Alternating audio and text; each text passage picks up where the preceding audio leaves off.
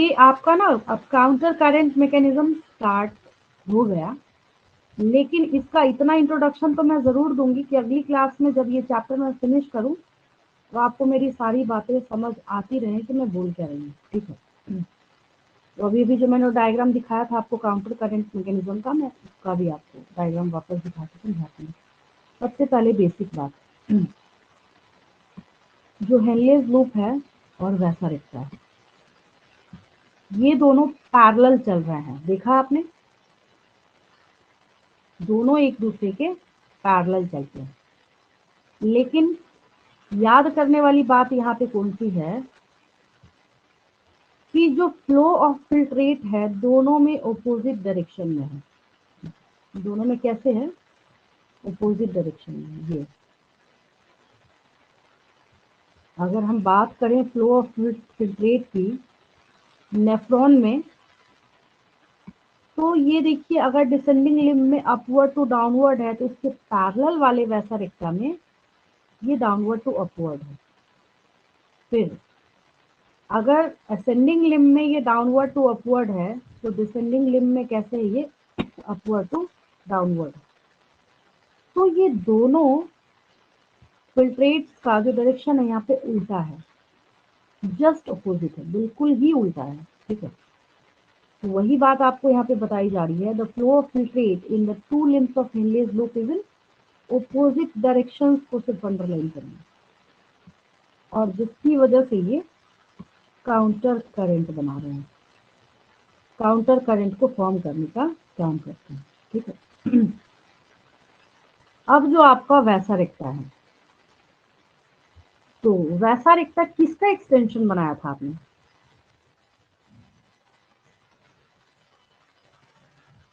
वैसा रेक्टा किसका एक्सटेंशन बनाया था आपने?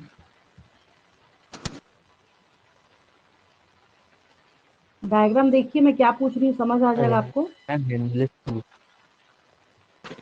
नहीं, वैसा रेक्टा किसका एक्सटेंशन है, किसने बनाया है?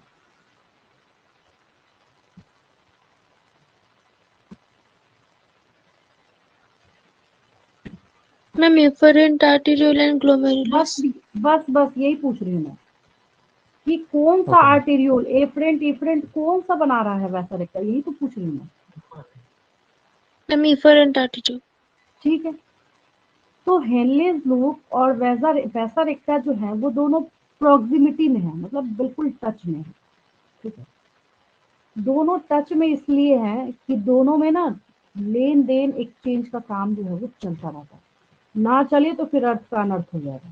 ठीक है, तो यही चीज यहाँ पे बोली जा रही है आपको, the proximity between the Henle's loop and vasa recta as well as the counter current in them help in maintaining and increasing osmolarity towards the inner medullary interstitium.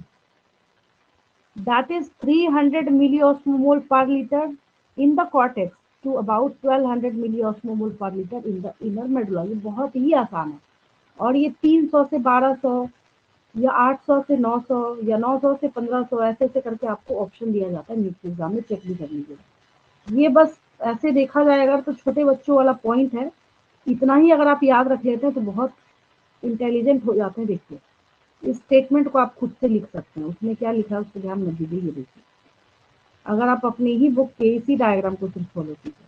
ठीक है, तो मुझे एक बात बताइए, अगर ये जो डायग्राम आपके बुक में बना हुआ है तो यहाँ पे एक देखिए मैंने क्या बोला था, जब भी किताब में पढ़ाई करेंगे तो हमेशा एक लाइन डाल दिया जाएगा। तो इस लाइन के ऊपर वाला हिस्सा कॉर्टिकल जोन हो गया। ठीक है, यस फिर हो गया आउटर मेडुला, और फिर हो गया बिल्कुल डीप में जो जाएगा पेनिट्रेशन होता हुआ, फिर हो गया इनर मेडुला। ठीक है, यहाँ नीचे थोड़ा सा कट रहा है, नीचे जब आप देखिएगा तो 1200 जाएगा। तो यहाँ पे ये 300 मिली ऑस्मोमोल पर लीटर से 1200 मिली ऑस्मोमोल पर लीटर, तो कैसे जा रहा है ये? कॉर्टेक्स टुवर्ड्स मेडुला या मेडुला टुवर्ड्स कॉर्टेक्स, किधर से किधर की तरफ बढ़ रहा है? Cortex towards medulla. हाँ, आप खुद ही देखिए ना डायग्राम, आपको यहाँ पे हेजिटेट होने की जरूरत नहीं, खुद देखिए। यहाँ पे 300, 400, 500, 600, 800, 1000, आप चाहिए तो पूरा 1000 से लेके और 1200 तक लिख करिए, कोई दिक्कत नहीं, कोई नहीं काट रहा वहाँ पे। ये तो इतना ज्यादा कितना लिखे बेचारा, कितना प्रिंट करे, तो ये आपको थोड़ा गैप ले लेके 300, 400, 600, 800, 1000, 1100, 1200 ऐसे करके प्रिंट कर रहा है। तो ये ऑस्मोलैरिटी जो मेंटेनेंस का काम है ना, ये दोनों मिलके करते हैं। मतलब आपका जो वैसा रेक्टा वाला पार्ट है वो भी इसमें साथ में मिलके काम कर रहा है, और जो आपका नेफ्रॉन वाला पार्ट है वो भी साथ में मिलके काम कर रहा है।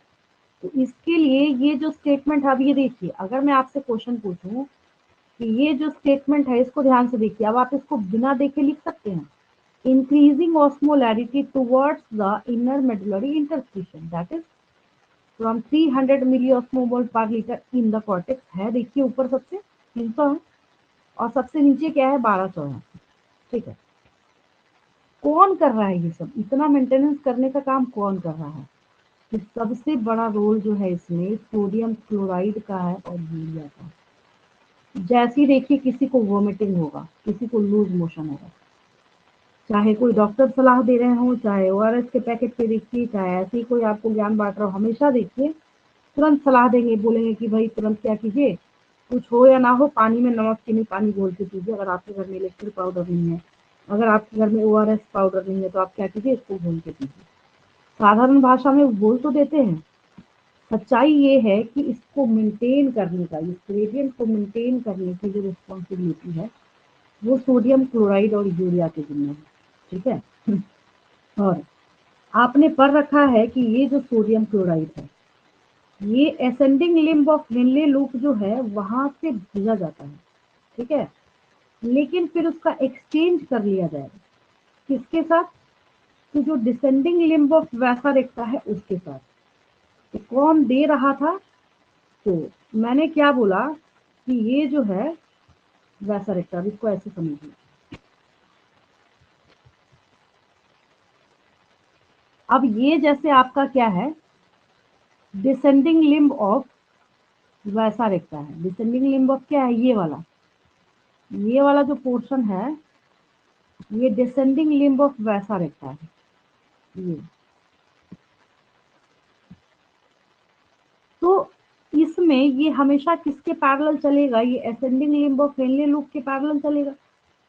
तो दोनों में एक्सचेंज का काम जो है वो चलता रहता है। तो वही बात आपको यहाँ पे बोली जा रही है कि जो NaCl है तो उसका एक्सचेंज चल रहा है किसकी किसके बीच में, तो ascending limb of Henle's loop जो है वो देगा और वैसा रेक्टा जो है वो लेगा। ठीक है, तो इस तरह से क्या किया जाता है, जो NaCl है वो रिटर्न कर दिया जाता है इंटरस्टिशियम को by the ascending portion of वैसा रेक्टा।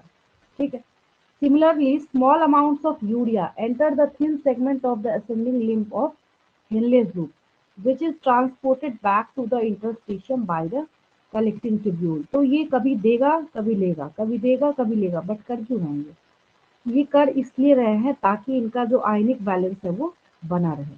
ठीक है, तो बोला जा रहा है कि ये जो ऊपर आप सारा एक्सचेंज कर रहे हैं तो ऐसा स्पेशल अरेंजमेंट है जहाँ पे दोनों एक दूसरे के उल्टे काम कर रहे हैं, तो जिसकी वजह से हम लोग इसको क्या कहते हैं, काउंटर करंट मैकेनिज्म कहते हैं। ठीक है, यहाँ तक कोई डाउट किसी को?